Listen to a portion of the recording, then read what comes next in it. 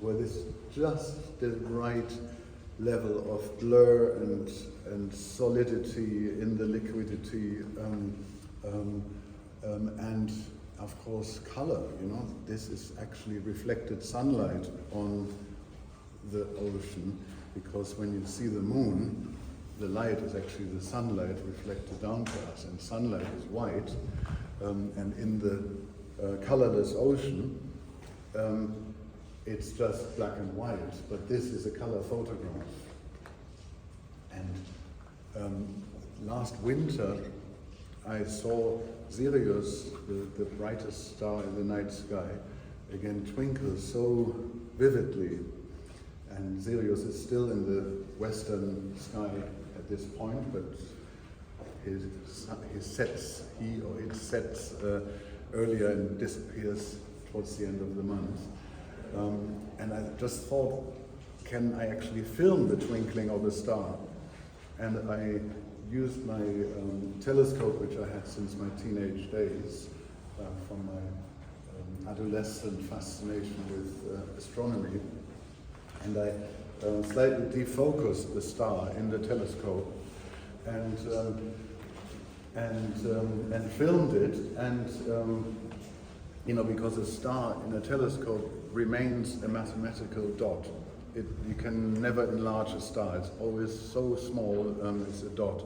And by defocusing it, the light was spread onto a wider surface, and the scintillation, as it's called, of the star was visible on the sensor.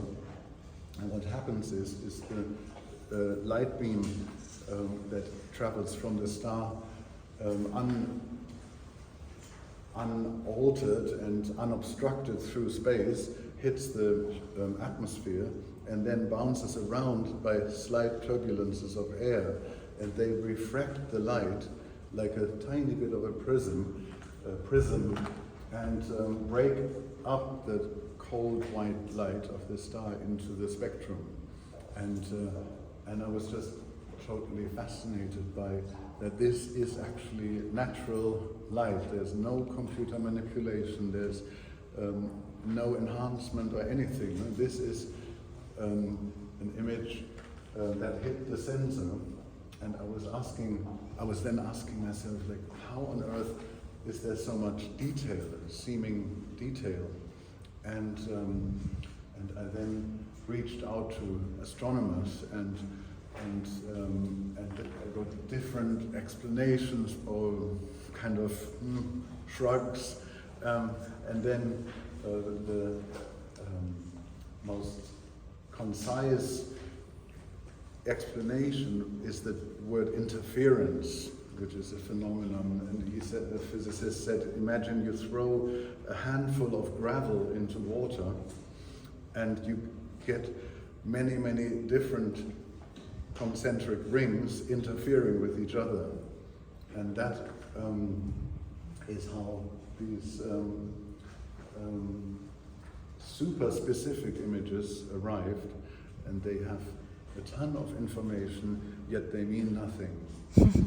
And that is something that has increasingly fascinated me when I started to switch from analog to digital photography around 15 years ago.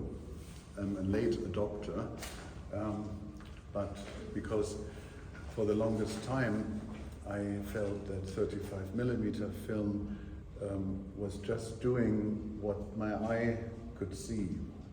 And but then I realized that digital cameras now would have film-sized sensors, and the optics would be exactly compatible to my first 25 years of photography. But what the camera offered was the possibility of taking pictures at extremely high speed, at low light. And technology, I mean, I would not have found myself to talk about technology 20 years ago in regards to photography. It always seemed like uncool, you know, it's like nerds, camera nerds, it wasn't what I'm interested in. But I was always aware that innovation in technology has often generated completely new art. For example, Andy Warhol's silk screens were only possible because the photo silk screen was made available in the late 50s. Or acid house music was only possible because the Roland 303 bass line was invented and then abused by musicians who realized that you can twist the knobs further and create something that was not intended. And so artists using technology either as intended or not create new things. And here